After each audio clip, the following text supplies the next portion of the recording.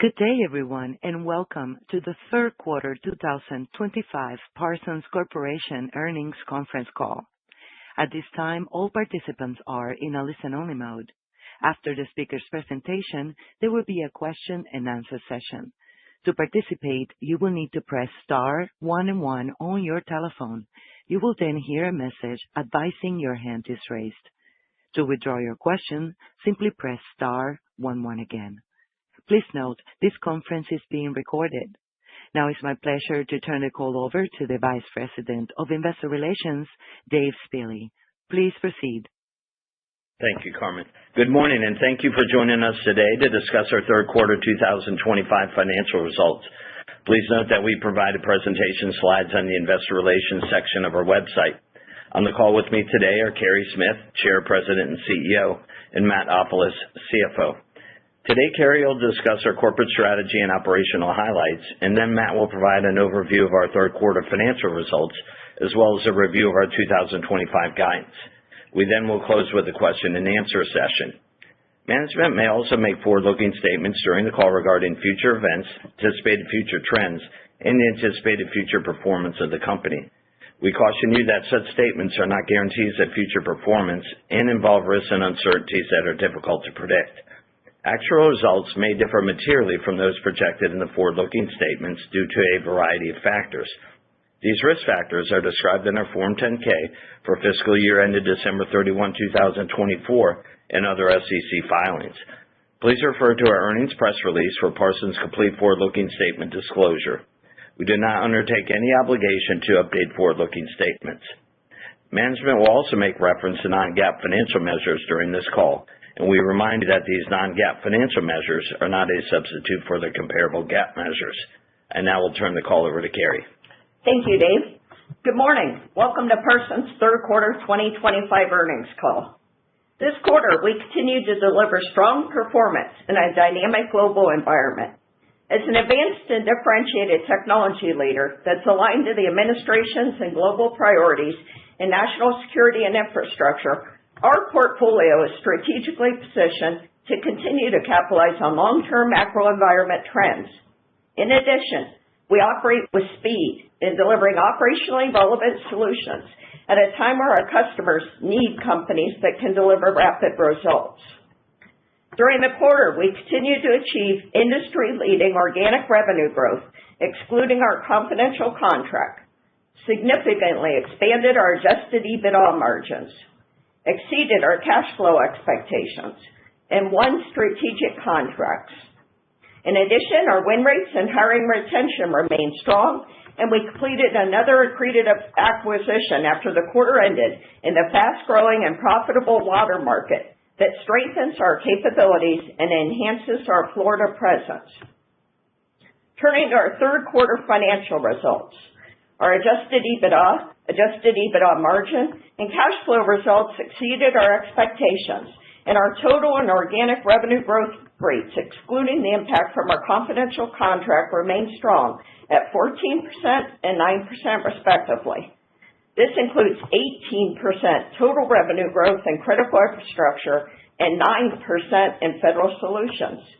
This strong growth in both segments highlights the strength and synergies of our diversified portfolio, our strong hiring and retention, the successful integration of our acquisitions, and our alignment to priority spending areas.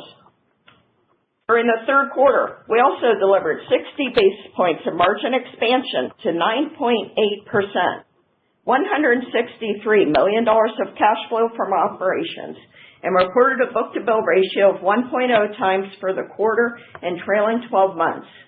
This continues our streak of having a quarterly trailing 12-month book-to-bill ratio of 1.0 times or better since our 2019 IPO.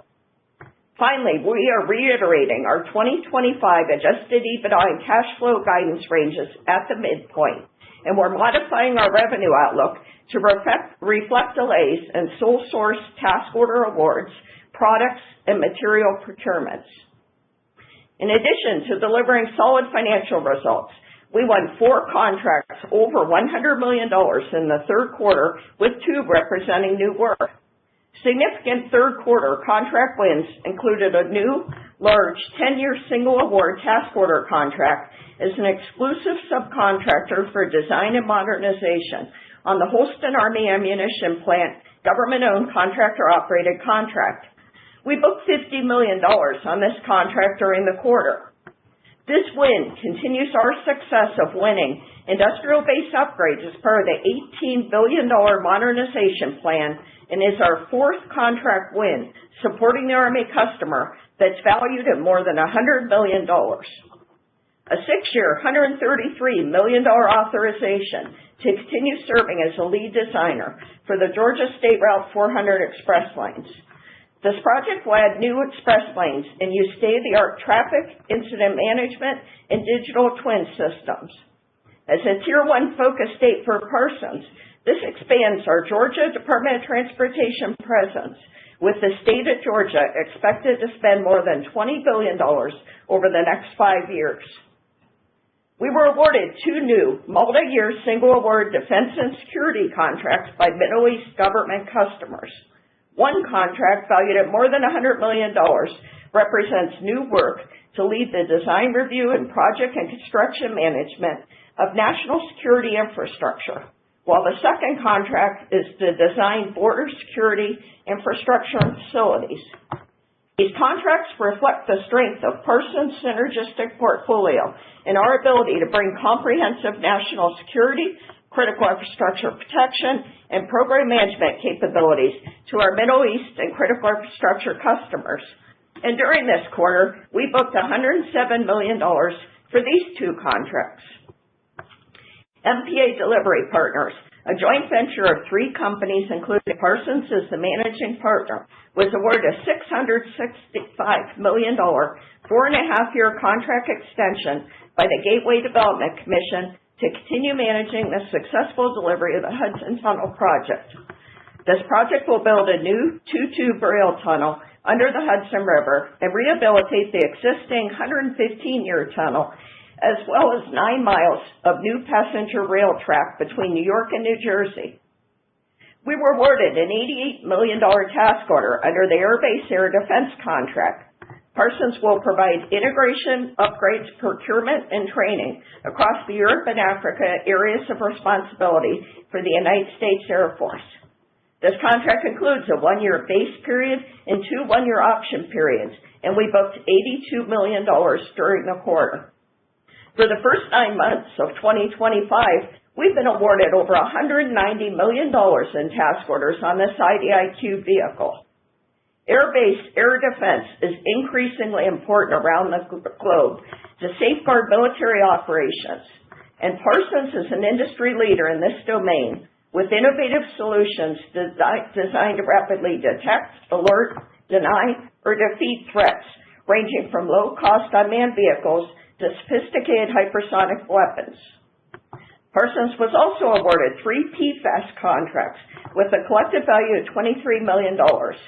These wins span both our federal solutions and critical infrastructure businesses and expand our portfolio in the highly strategic and rapidly growing PFAS market. Year to date, we've won nearly $70 million in PFAS contract awards, and the PFAS market represents a $40 billion addressable market for Parsons. These wins represent revenue synergies with our TRS Group acquisition. In addition to these large and important wins, we continued our successful track record of acquiring strategic companies in high-growth markets that strengthen our portfolio and have revenue growth and adjusted EBITDA margins of 10% or more. After the third quarter ended, we acquired Applied Sciences Consulting, a Florida-based engineering firm that specializes in water and stormwater solutions for cities, counties, and water management districts across the state. Water is our fastest growing and most profitable market within our North America Infrastructure Business Unit. This acquisition positions us to capitalize on Florida's significant investments in water infrastructure, resiliency, and quality. We continue to deploy capital across both business segments to take advantage of the significant tailwinds in our markets, and 4 of our last 6 acquisitions have been in our critical infrastructure segment. During the quarter, the company was recognized as one of the world's best companies by Time and one of the best-led companies by Glassdoor. We're particularly pleased with the Glassdoor rating since we were selected by our employees. Parsons also received the prestigious Diamond Award in the Structural Systems category from ACEC New York for our work on the Brooklyn Bridge Rehabilitation Project. Looking forward, we are excited about our growth opportunities. Our relentless focus on strong program execution and our delivery reputation provides customers with the confidence they need to choose Parsons as their contractor of choice for their large, most complex, and mission-critical challenges. In addition, our unique and synergistic critical infrastructure and federal solutions portfolio, which consists of 6 growing, profitable, and enduring end markets, is expected to drive mid-single-digit or better organic revenue growth, excluding the confidential contract for the foreseeable future. This growth outlook excludes the FAA brand-new air traffic control system contract. Regarding this opportunity, we believe a decision is imminent, and we felt we offered a compelling bid, given we're the #1 program manager in the world, offered a transformational approach, strategically partnered with IBM, have strong past performance, and assembled a team that is vendor agnostic and understands the FAA. In critical infrastructure, we continue to win some of the largest and highest priority projects in our geographies and are expanding into high-value adjacent markets by leveraging our entire portfolio. With long-term tailwinds and 20 consecutive quarters of greater than 1.0 times book-to-bill, we expect continued growth into the next decade. In the United States, our focus on hard infrastructure, such as roads and highways, bridges, airports, and rail and transit, is aligned to spending priorities.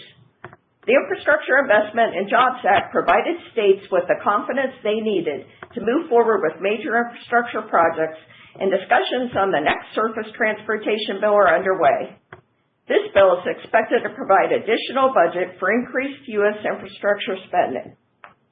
Our Middle East infrastructure business also continues to excel.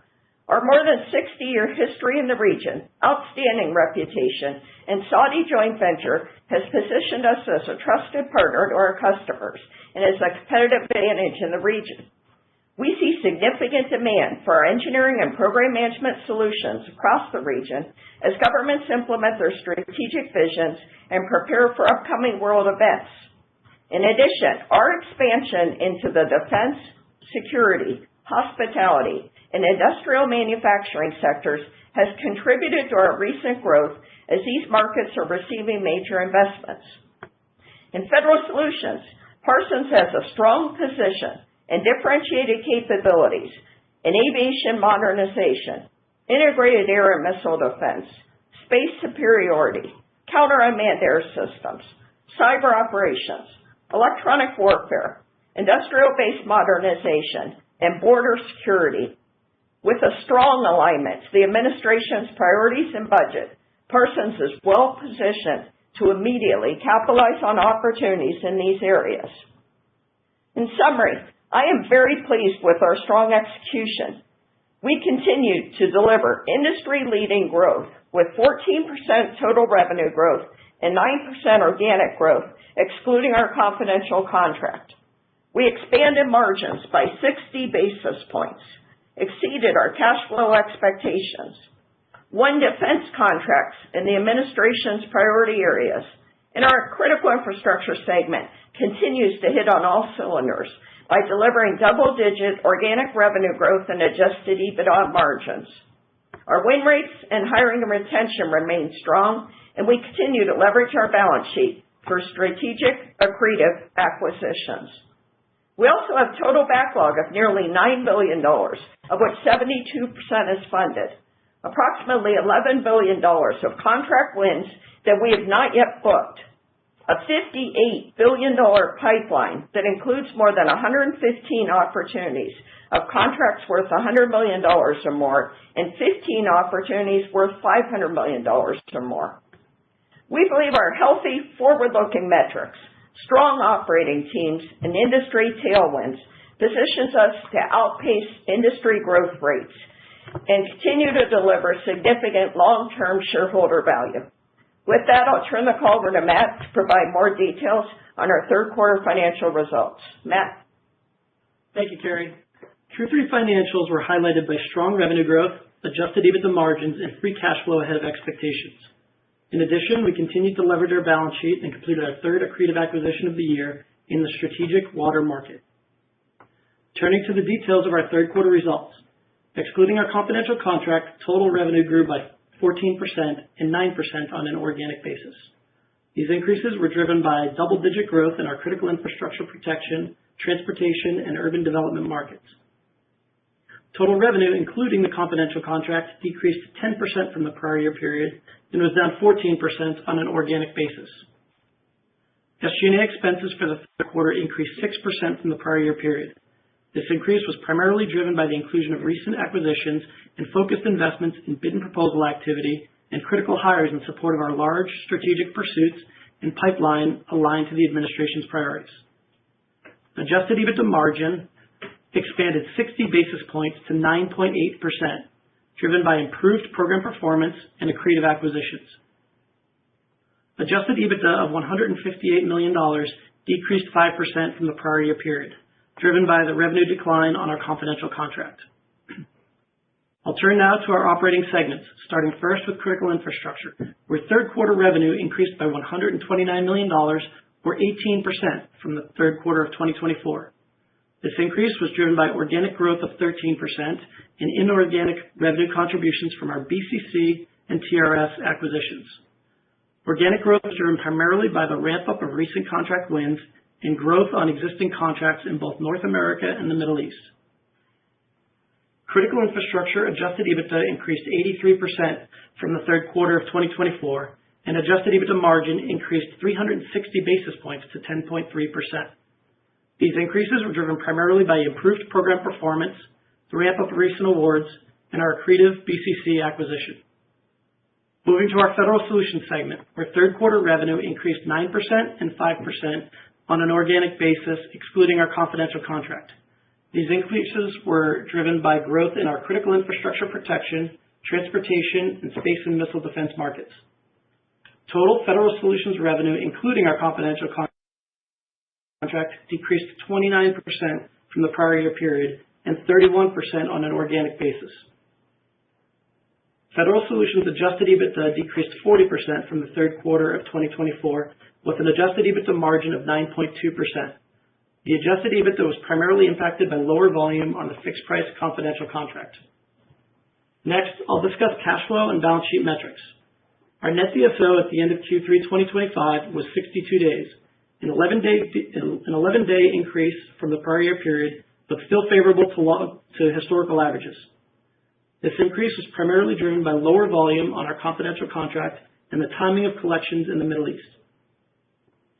During the third quarter of 2025, we generated $163 million of operating cash flow, which was better than expected and drove free cash flow conversion of 135% for the quarter. Capital expenditures totaled $13 million in the third quarter, relatively consistent with the prior year period. For fiscal year 2025, CapEx is expected to remain in line with our planned spend of approximately 1% of annual revenue.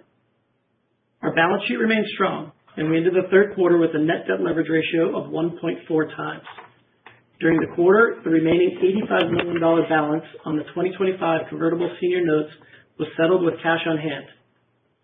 Additionally, we repurchased approximately 323,000 shares in Q3 at an average price of $77.36 for an aggregate purchase price of $25 million. On a year-to-date basis, we have repurchased approximately 966,000 shares at an average price of $67.28 for an aggregate purchase price of $65 million. Turning next to bookings. For the third quarter, we reported contract awards of $1.6 billion, representing a book-to-bill ratio of 1.0 times on an enterprise basis, which continued our streak with a trailing 12-month book-to-bill of 1.0 times or greater in every quarter since our IPO. Critical infrastructure, we achieved a book-to-bill ratio of 1.1 times, which is the 20th consecutive quarter with a book-to-bill ratio of 1.0 or greater. In federal solutions, we reported a book-to-bill ratio of 0.8 times. Our backlog at the end of the third quarter totaled $8.8 billion, a 1% increase over Q3 2024. Additionally, our funded backlog is the highest since our IPO at $6.4 billion, a 10% increase year over year. In terms of our guidance, we are reiterating the midpoint of adjusted EBITDA and operating cash flow. However, we are updating revenue guidance to reflect the impact of federal customer capacity constraints impacting timing of sole source task order awards, products and material procurements, and the inability to recover in Q4 due to the extended government shutdown. We expect total revenue to be between $6.4 and $6.5 billion. This guidance represents total revenue growth of 14% and 10% on an organic basis, excluding the confidential contract. Including this contract, total revenue is anticipated to decline 4% at the midpoint of the range and 8% on an organic basis. Adjusted EBITDA remains between $600 and $630 million. At the midpoint of our revenue and adjusted EBITDA guidance ranges, our margin increased to 9.5% from 9.3%. This represents adjusted EBITDA margin expansion of 50 basis points from 2024 and a 100 basis point increase since 2023. Operating cash flow is expected to be between $380 and $460 million. While the midpoint remains the same, we did want to widen the range to incorporate any potential impacts from the extended government shutdown. Other key assumptions in connection with our 2025 guidance are outlined on slide 11 in today's PowerPoint presentation located on our investor relations website. With that, I'll turn the call back over to Carrie. During the third quarter, we delivered double-digit revenue growth, excluding our confidential contract, 60 basis points of margin expansion, free cash flow conversion of 135%, and we completed a strategic acquisition while maintaining our strong balance sheet, which will enable us to make future accretive acquisitions. We remain optimistic about our future, given our team's proven execution, the tailwinds we have in both segments, our strong total and funded backlog, and the robust pipeline of large opportunities we have to pursue. With that, we'll now open the line for questions. Thank you so much. And as a reminder, to ask a question, simply press star 11 and wait for your name to be announced. To remove yourself, press star 11 again. Please stand by for our first question, please. Comes from Sangita Jain with KeyBanc Capital Markets. Please proceed. Great. Thank you. Good morning, and thanks for taking my questions. So, Carrie and Matt, it looks like there was some revenue from the confidential contract in 3Q. I know it was a much smaller number than the previous run rate. So I was kind of wondering if there was some included in your 4Q guide as well, or if you're still presuming that it's going to be zero. Yes, there was some, Sangita. Good morning to you also, by the way. There was some revenue included in our third quarter guidance. At this point, it's very small and immaterial. The program is in a wind down state, so we're basically demobilizing. Got it. And on C&I margins, it's 3 quarters in a row now that you've done 10% plus margins. I know you were expecting a softer second half as you close out some legacy projects. So kind of just want to get some more color on what may have driven the 3Q strength and if we should expect a 10 to 10.5% as the new run rate heading into 26. Yeah, I'll start, Matt will jump in, but I would say first and foremost, critical infrastructure has had outstanding program execution. We'd always indicated that we expected this business to be double-digit margins, and we weren't sure how quickly we could get there. And obviously, we've had 3 consecutive quarters, to your point. So I would say continuing that solid execution looking forward, we've got some higher margin business that'll be coming in as we have been winning some new bids based on the demand that's out there, both in North America as well as the Middle East. And then any acquisitions that we do are going to be accretive as well. Yes, and to give some numbers on a year-to-date basis, to your point, CI is at 10.4%. So really great performance out of the CI business. Q4 we have modeled in kind of the high 9s, low 10s for a total year and kind of the low 10s as I mentioned. But again, to Carrie's point, really strong margins out of the CI business, north of 10 throughout the year. And so really excited about the stability throughout the calendar year. Got it. Appreciate you taking my questions. Thanks, Sangita. Thank you. Our next question is from Andrew Whitman with Baird. Please proceed. Yeah, great. Good morning, and thanks for taking my questions. I wanted to ask about the top line here in the quarter and in the fourth quarter guidance. I think maybe it was a little bit lighter than you expected in the third quarter. I was wondering if you could, Carrie, talk about what was the variance there. And then just as it relates to the fourth quarter guidance, I heard your comments in the prepared remarks. You talked about federal customer capacity, some things about the material. I just thought maybe you could elaborate on some of that. When you talk about like materials procurement, was that like you couldn't procure because the government was shut down, or was there something else behind that? When you talked about federal customer capacity, is that again shutdown related, or is there something else behind it? I think just understanding kind of what's changing or what you're seeing in the top line performance is an important topic for today.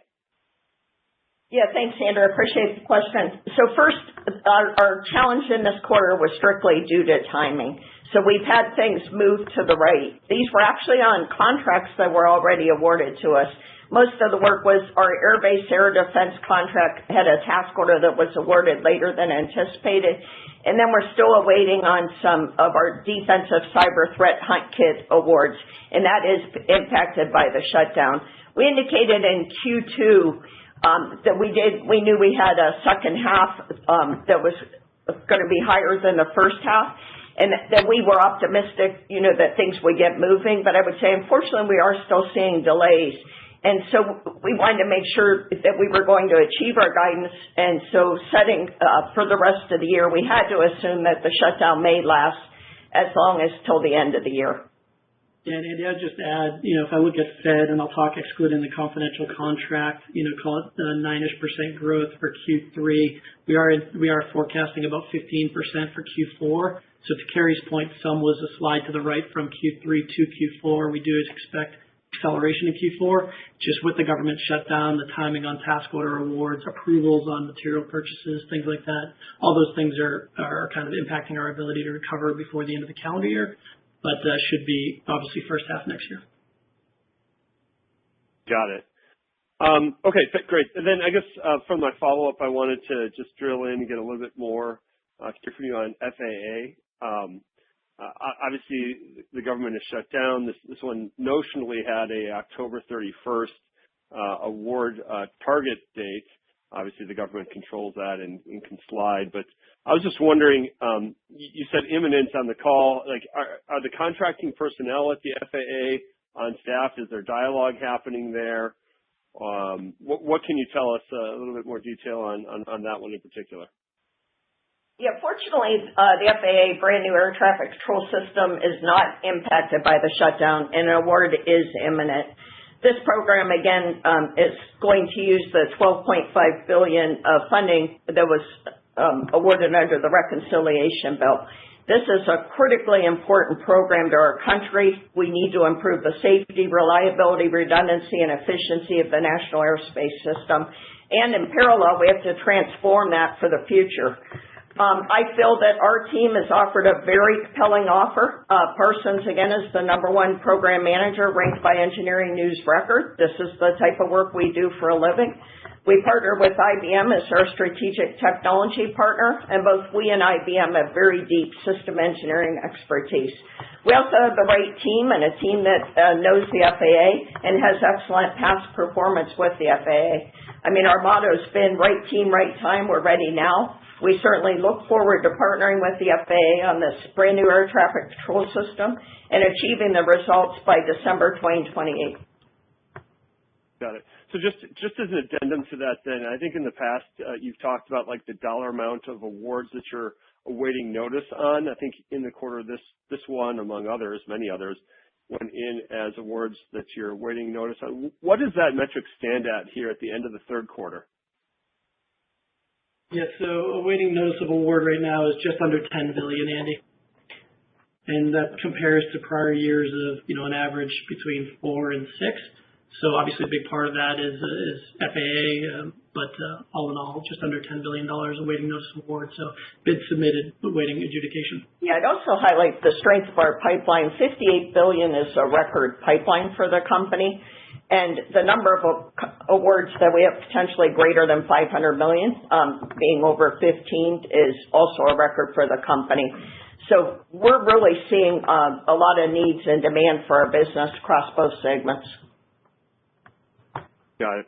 Okay, thanks. I'll pass it on. Thanks, Andrew. Thank you. Our next question is from Toby Sommer with Truist. Please proceed. Thanks. Given the slightly lower top line exiting the year, I'm just wondering how we should think about modeling next year based on the midpoint of the new top line guidance. It looks like consensus is around 8% total revenue growth, which I know wouldn't necessarily be an organic number, but any color you could provide there without specific, guidance, of course, at this stage would be helpful. Yeah, obviously, we'll provide full year 2026 guidance during the February call, but to your point, solid run rate in Q4 positions us well for 2026. We've said previously mid-single digit or better organic growth, excluding the confidential contract. So that's the number that we're holding to. That would exclude any what I'll call binary large items, think FAA or others that Carrie mentioned, Southern Border or Golden Dome, that are obviously large items. So mid-single digit or better organic, excluding confidential contract, and supported by a solid Q4 run rate. And Matt, what would the total contribution this year be from confidential contract, just so we have that math equation squared away? Yeah, it's about $350 million, so just 5-ish%. Thank you. And Carrie, you highlighted water as an area with the recent acquisition, critical infrastructure, talked about the growth, et cetera. Are there any verticals within critical infrastructure that you would like to sort of further fortify or maybe gain exposure where you might not have it currently? Well, I would say water and environment, which is one of our 6 end markets, has been rapidly growing. We expect this year for that market to be around $650 million. And I mentioned the water portion of that is also our most profitable. So we have been kind of doubling down there. The acquisition of Applied Sciences Consulting was critical for us because Florida is spending billions of dollars in making sure that they have resiliency. And this company is very well positioned to help us capitalize on it by combining our collective capabilities. So it has been an area of focus for M&A. Okay, thanks. And then during the shutdown, there's been a kind of a new wrinkle with the administration halting funding of various things in states. Have you seen any impact from this particular facet of the shutdown? In particular, maybe a comment on Gateway would be interesting. Our office is nearby, and it looks like there's plenty of equipment and workers still plugging away, but would love your perspective. Yeah, and you're absolutely right there, Toby. So the Gateway program continues. As I mentioned on the call, we were awarded $665 million follow-on effort for that. We have 5 major construction projects that are underway on the Gateway program as we speak. And the state funding that's available for Gateway is $5 billion. So we continue to work. Thank you. Thanks. Thank you. Our next question is from Gautam Khanna with TD Cowen. Please proceed.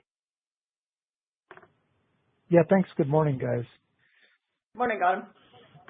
Was wondering if you could comment on the EBITDA contribution from the confidential contract in Q3 and for the year, just so we have a sense for what the comp to overcome is in 26. Yeah, run numbers got me thinking about this as a fixed price international contract, so it would be accretive to our Fed business, think kind of low double-digit margin. Okay. And then I know on the FAA modernization opportunity, it sounded like there was just 2 bidders, yourselves and Peraton, and there's some anecdotes that there might be some risk associated with the terms of the contract. I just wanted to get your view on how to kind of insulate the company from some risk and how you may have gone about that bid in a way that, doesn't is a good thing if you win it as opposed to something we should be concerned about? Yeah, first, as a company, we will not take bad business. And the FAA brand new air traffic control system is not a bad contract. It's a good contract. There are only 2 bidders. There were various reasons for that. I think we got off the dime very quickly, announced our partnership with IBM back in June. We tend to be a very agile company that delivers operationally relevant solutions. And so we kind of got out pretty fast. And I think some of the competitors were worried about that. Other competitors dropped out due to potential organizational conflicts of interest. Because if you want to provide systems, it's kind of hard to sit in an integrator role where you may be selecting and evaluating and acquiring those systems. So we're very excited about the FAA contract. It's going to be a good contract, and we look forward to an imminent announcement. Thank you. Thanks. Thank you. Our next question comes from the line of Mariana Perez Mora with Bank of America. Please proceed. Hi, good morning. This is Samantha. Good morning, Mariana. Hey, Sam. Or Sam. Wondering if you could talk a little bit about this. Mariana, I'm sorry, Mariana, to interrupt. Your audio is breaking up. We cannot hear your question. Are you able to hear me now? A little better, yeah. Okay, sorry about that. You highlighted space and missile defense as a growth driver for FS. I was wondering if you could talk a little bit more about that. What you expect to go through. Yeah, you're breaking up a little, but I think I caught the gist of it. So space and missile defense being a growth driver. First, I would start with our missile defense contract. We are the system engineer and integration contractor for the Missile Defense Agency on the TEAMS contract. That work will lead into Golden Dome efforts, and we are starting to ramp up in anticipation that we expect some of the Golden Dome funds, there was $25 billion in the reconciliation bill, to start hitting around the December timeframe. And we've been closely working with the Missile Defense Agency on areas like architecture. Relative to our space business, we're involved in space situational awareness, an area that's seen uptick as there's been a lot more activity going on in space. We're also involved in space ground systems. We've delivered over 170 different ground systems for a variety of customers. And then an area of space we're particularly excited about would be our assured position, navigation, and timing solution. We've partnered with Globalstar. We're using their constellation and our software-defined radio capability to be able to get location information in the case that GPS is jammed. A great example is we just deployed it over in the Ukraine and European theater, and our timing results and location results were better than anticipated, and additional units have now been purchased for the Indo-PACOM region. So exciting business. We have seen growth there, and that's an area that we project to continue to be strong, particularly as it relates to the Golden Dome program. Great. Thank you so much. I'll keep it at 1. Thanks, Sam. Thank you so much. And as a reminder, to ask a question, simply press *11 to get in the queue. Our next question is from Sheila Kahyaoglu with Jefferies. Please proceed. Good morning, Carrie and Matt. Thank you for the time. Hi, Sheila. Hey, maybe if we could talk about 2 questions. First, on FS growth. How do we think about the FS growth given the order decline in the quarter? How much of it was attributable to the shutdown? And I think, Matt, you said mid-single digit growth outlook for 26. How we could think about the order flow and the pipeline gelling together to get that growth outlook. Yes, I'll start, Matt, I'll jump in. So on the growth, how much attributable to the shutdown? It's a little hard to tell because I think we're dealing with 2 things at one time. One is federal contracting capacity. There's been some delays in getting things signed off. And the second is the shutdown, which I would say the big impact there that we saw was kind of limiting our recovery in the fourth quarter, not knowing how long the shutdown is going to continue. So we planned for it to continue for the rest of the year. But the big issue for us has been material procurements on existing contract awards.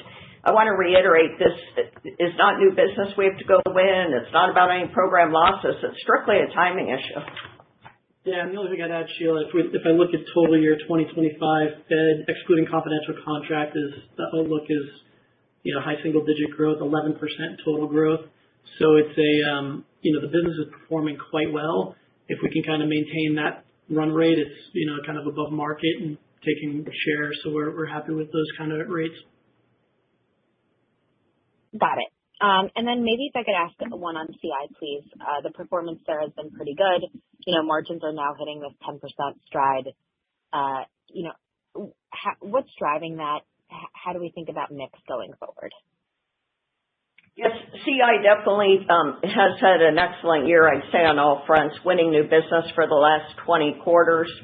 Also, the strong margins throughout the year. And we're, this quarter to be able to do 18% total and 13% organic is excellent. We're seeing strong growth in both North America and the Middle East, and that growth is going to continue for as long as we can see. The IIJA, again, funding, it has not peaked yet. It won't peak until the 2028 timeframe. It's going to have a 6 to 8 year tail after that. The next surface transportation 5-year bill is expected to be passed by November of 2026. So that's going to be additive to what we're seeing. In the Middle East, our expansion there continues. We've had 4 years of double-digit growth in the Middle East. We've not just been growing in our core market of urban development and transportation, but we've now moved into 3 new markets which are receiving significant investments: defense, security, and tourism and hospitality. So critical infrastructure, we've got great long-term tailwinds. We've been able to capitalize on it with very strong win rates, both in North America and in the Middle East. When you look at split between the businesses, though, I would have to say the real large jobs are in the federal business as you look to the near future. We talked about the $12.5 billion that the FAA is receiving for the reconciliation as we await that imminent award. There's $25 billion for Golden Dome. We're well positioned, not just in the area I mentioned earlier for system engineering and integration, but we also have non-kinetic effects capability and command and control capacity. There's $25 billion for Pacific deterrence, $25 billion for and more for border security, $161 billion in total, but a lot of that's addressable to us. We do border security all over the world, so we've got currently 2 very large opportunities that are in bid within the border security area. And then Pacific Deterrence got an additional $12 billion in new funding, and we're well positioned there with our presence on Quad and Guam, and that we're able to capitalize on that from the federal group. So CI rapidly growing. I'd say the big game changer opportunities largely in federal. I should mention one that kind of passes both groups too, which would be rebuild. We expect to be involved in Syria, first in eliminating the chemical weapons, and then the rebuild of Syria, which is being very much supported by the Gulf countries. We're looking at the rebuild of Ukraine and also the rebuild of Israel, Gaza. And then a final area just to hit that I put in that game changer category is our position in critical minerals and leveraging our processing and refining capabilities as we start to onshore our critical minerals in the United States. Great. Thank you. Thank you. Thank you so much. Our next question is from Louis DePalma with William Blair. Please proceed. Carrie, Matt, and Dave, good morning. Morning, Louis. Following up on your recent answer, it seems you've made significant progress with providing defense services to some of your Middle East customers. What types of solutions are gaining traction on the defense side, and what's the long-term outlook there? Yeah, so I'd say the areas that we've gotten into are kind of a combination leveraging our entire portfolio. So we're basically doing work for the Ministry of Defense that is infrastructure work. Due to the proprietary nature of it, I can't go beyond that, but if you think about infrastructure builds for the Ministry of Defense. Also on the security side, we're doing border security work. We've been involved in border security for a long time through our work with Defense Threat Reduction Agency, Armenia, Lebanon, Georgia, other locations. We do work with Customs and Border Protection down on the southern border. We've been involved a little bit with Immigration and Customs Enforcement, and we do the Counter-Nuclear Smuggling Detection and Deterrence Program for Department of Energy. So we've been able to take those competencies now and expand them, and we were awarded a job through the Ministry of Interior for border security in Saudi Arabia. Excellent, Carrie. And in addition to the FAA brand new air traffic control systems contract that you're pursuing, you already have an existing FAA facilities contract. And should that contract also benefit from the reconciliation bill funding? And related to this, are you starting to already receive awards in October, or did you receive awards in October that were funded from the reconciliation bill funding? Is that funding starting to flow? Thanks.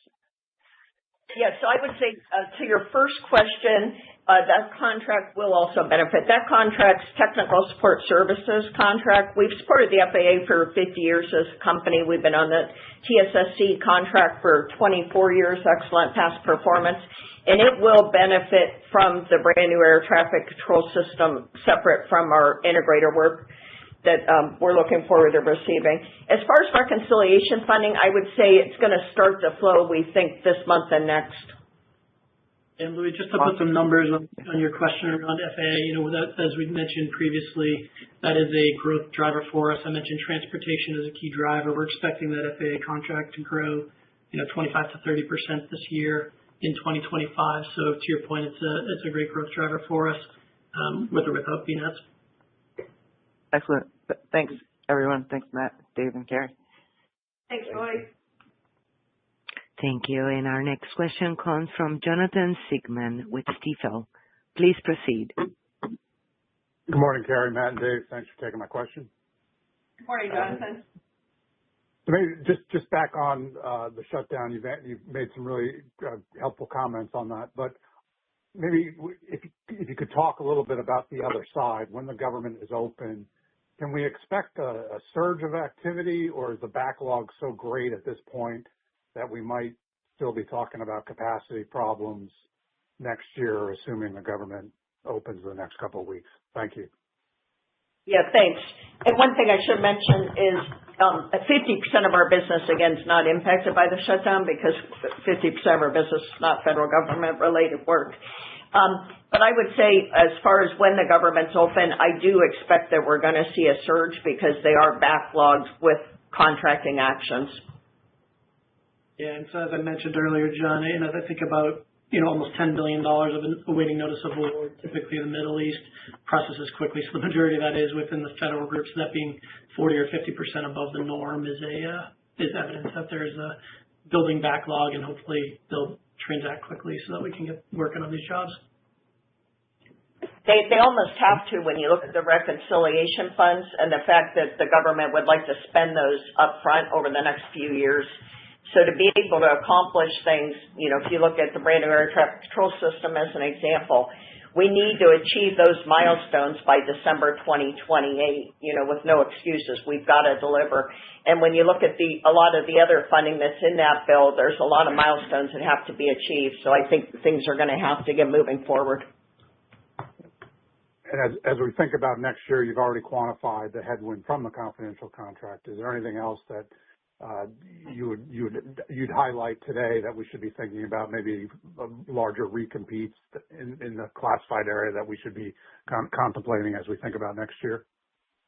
No, fortunately, going into next year, our recompete rate is about 6 to 7%, so it's pretty small. And there are no major contracts that are in that recompete. We secured our 4 contracts that are greater than $2 billion in July of 2021 is when the last one was won. So those have been secured for the next 7 to 20 years, respectively. That would be the 2 mine jobs, the FAA TSSC job, and the Missile Defense Agency System Engineering and Integration job. So our big repeats are still a ways out, like 2029 timeframe. Appreciate that. Thank you. Thanks, John. Thank you so much. And our next question is from Noah Poponak with Goldman Sachs. Please proceed. Hey, good morning, everyone. Morning, Noah. Matt, can you just level set me or remind me the numbers on Federal Solutions organic growth excluding confidential? What was it in the first half? What was it in 3Q? And what do you now have for 4Q? Yeah, so first half, we're looking at, the total is just about 10%. Second half, we're looking at 12%, driven by Q4 at almost 15%. So a little bit of a ramp in Q4, but something, as I mentioned, a lot of the things that slipped from Q3 are on track for Q4. So that's really what's driving the Q3 to Q4 sequential. Okay. Yeah, I guess, how did you think about building that? I mean, it's one quarter, but just given how that's progressed, how did you think about building that acceleration in 4Q versus 3Q or first 9 months in a government shutdown?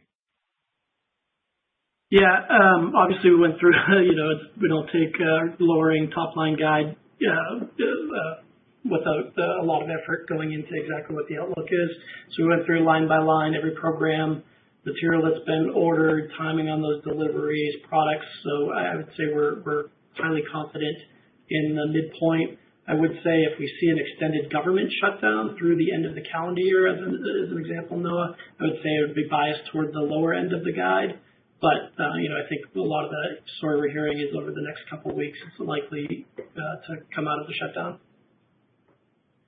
Okay. And Matt or Carrie, I guess, we've been in this environment with lower outlays in some of your government customer markets, but you've still had that 10% federal core. If next year some of the things that have gummed up the system get better, can that core accelerate? Or, is that too optimistic just given the overall backdrop?